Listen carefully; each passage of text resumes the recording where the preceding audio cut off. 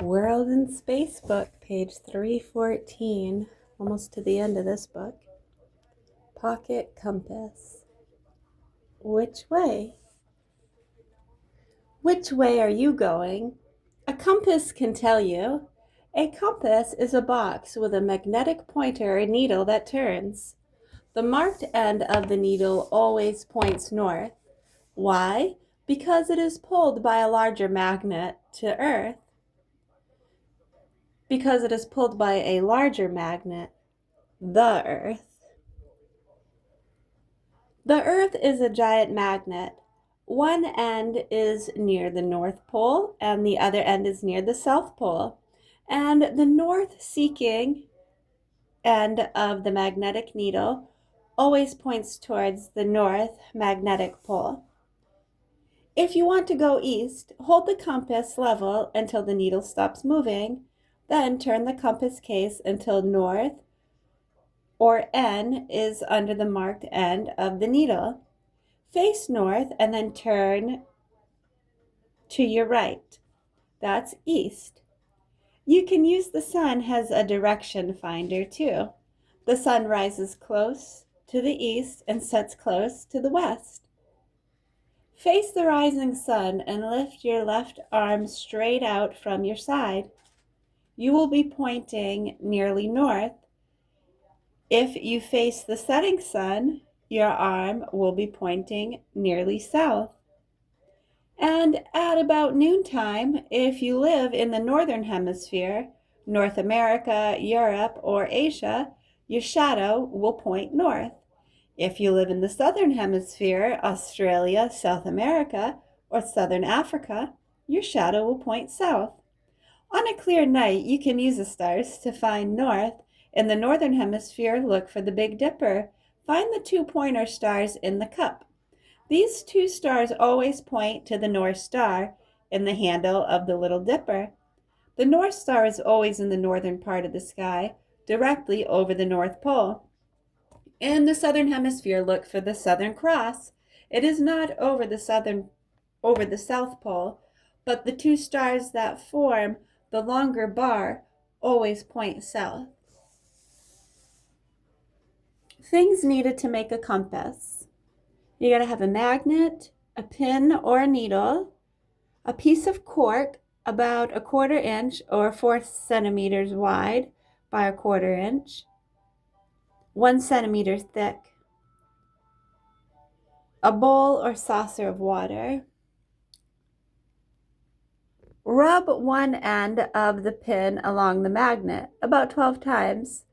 Rub in one direction only. Don't rub back and forth. Lift the pin up each time.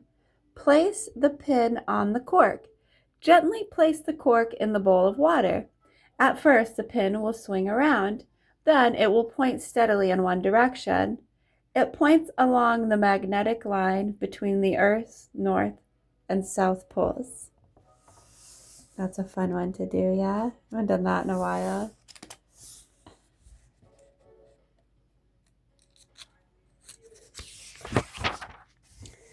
Lines around the world.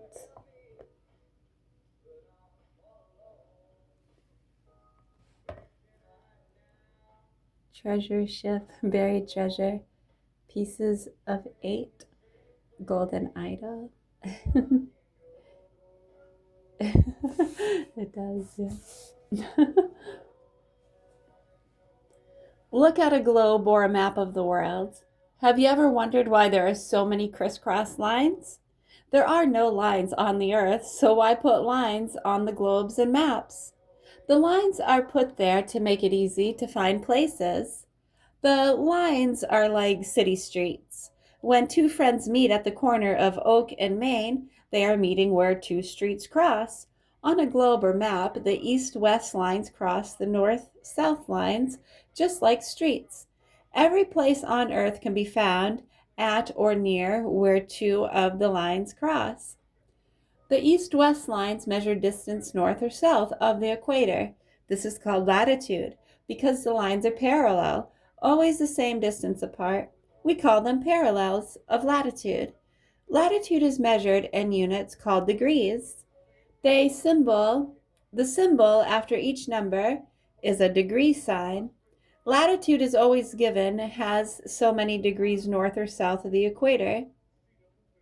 The north-south lines measure degrees east and west. We call this longitude.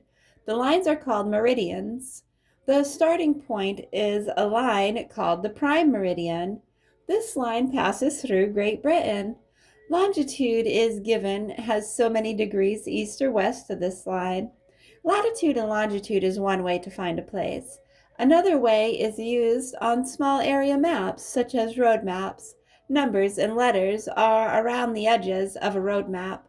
Lines drawn from the letters cross other lines drawn from the numbers. Such a map will have a list of the places shown. After each place name, there is a symbol such as C4. Look at the map and you will find the place where the lines C4 cross.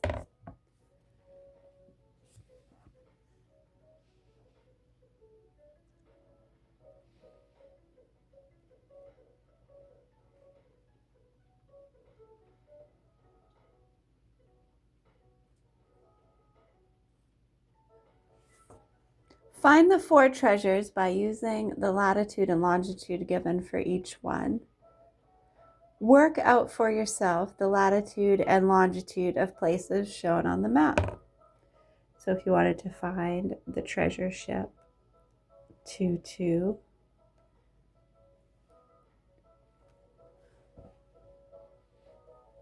two degrees north and 2 degrees east.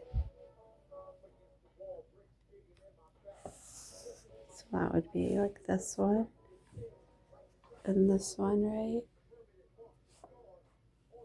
So they meet there. Is that the ship?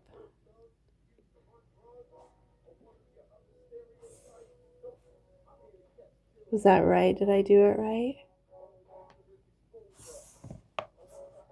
Okay, let me know.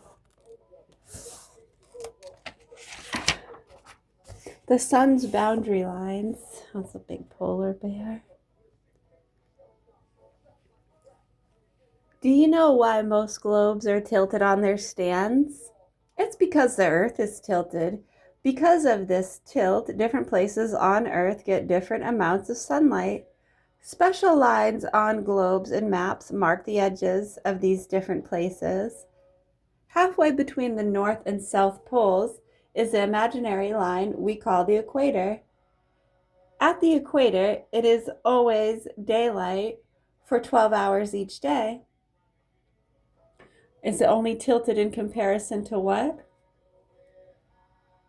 Right, that's a good question. Right, because I mean, it might not be tilted compared to, right, it might be perfectly perpendicular, who knows? So days and nights are the same length all year long. North of the equator is an imaginary line called the Tropic of Cancer. South of the equator is another line called the Tropic of Capricorn. Both lines are named for star constellations. Once a year, the sun is directly over the Tropic of Cancer. That's the first day of summer. In the northern hemisphere, once a year, the sun is directly over the Tropic of Capricorn. That's the first day of summer.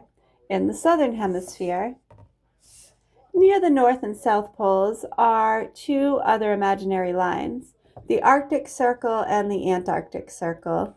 In the region between the Tropic of Cancer and the Arctic Circle, the sun always shines down at a slant. The same thing is true in the region between the Antarctic Circle and the Tropic of Capricorn. So in these regions, days are long during part of the year and short during another part of the year. North of the Arctic Circle is a region sometimes called the Land of the Midnight Sun. There, the sun shines for as long as 6 months each year. On those days, it never sets. You can go out at midnight and see the sun. The same thing is true in the region south of the Antarctic Circle. It's a fact, at the North Pole, the sun never sets from about March 20th to about September 23rd.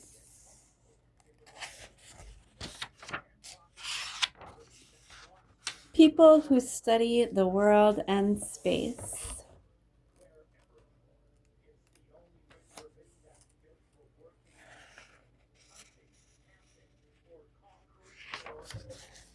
Learning about the Earth.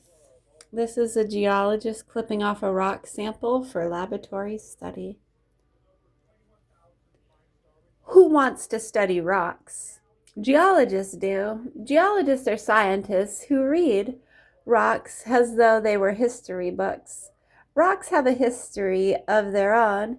They show geologists what the Earth was like millions of years ago, how it has changed since then, and how it is still changing.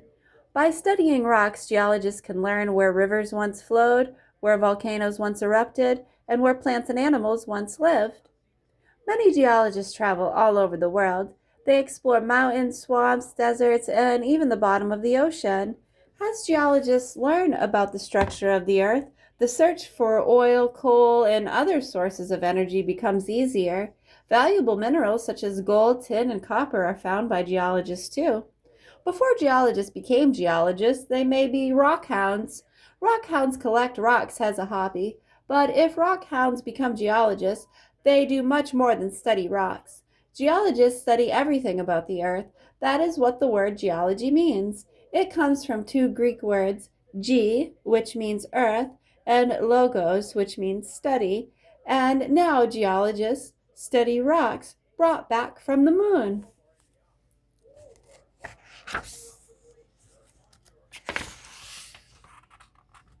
Learning about prehistoric life. This insect was trapped in tree sap millions of years ago. When the sap hardened, the insect was sealed in forever.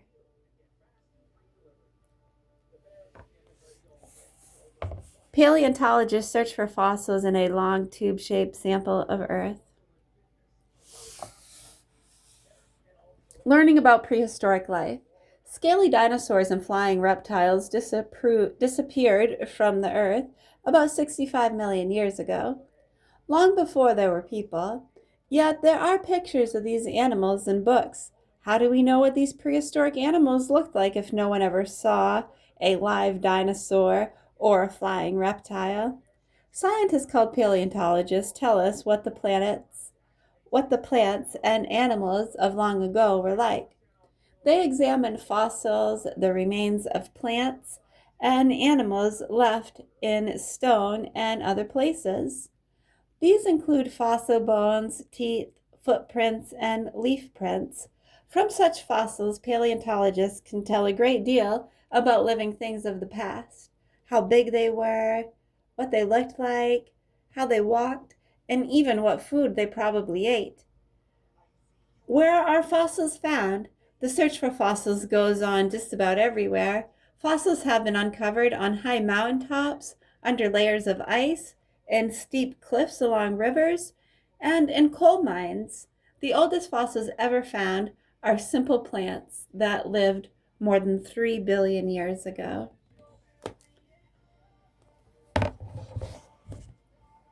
Yeah, the plants and planets and rocks class is interesting because they talk about too the planets moving around.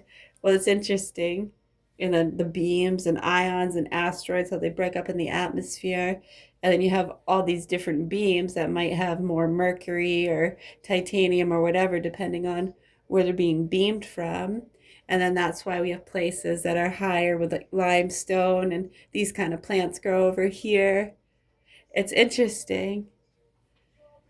It makes a lot of sense actually when they those classes, the connections they kind of overlay and make with different the planetary system and the axis of the Earth or whatever, magnetism, ions, chemical makeups, phosphorus, hard, soft, desert, barren, waterlands. It's really interesting. I think it's kind of cool. Mm-hmm. Oh, whoops, that's still going. Hey, under 15 minutes, so that's okay. Yeah, we'll read some more in a little bit. That book's almost done.